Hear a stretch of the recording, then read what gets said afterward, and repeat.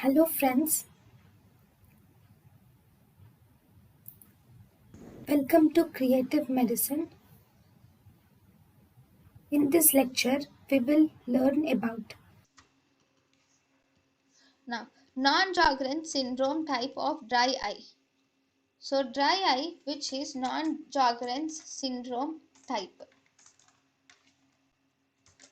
Okay, in the dry eye, which is Non Sjogren syndrome type of dry eye, it can be number one due to lacrimal deficiency, or it can be due to the obstruction of the lacrimal gland.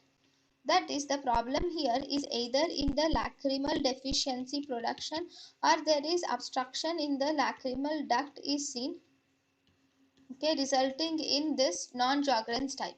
Right.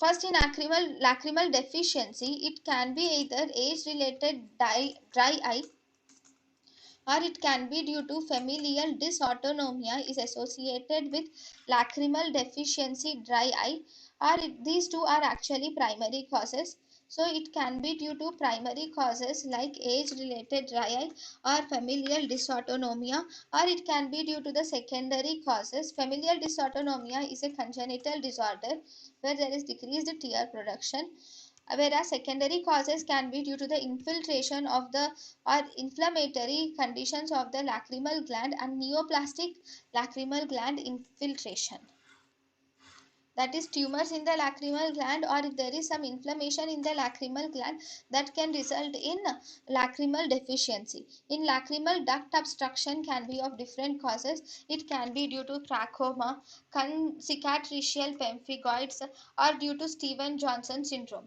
So diseases like trachoma, cicatricial pemphigoids, and chemical injury and Steven Johnson syndrome is associated with the dry eye. thank you and thank you for watching.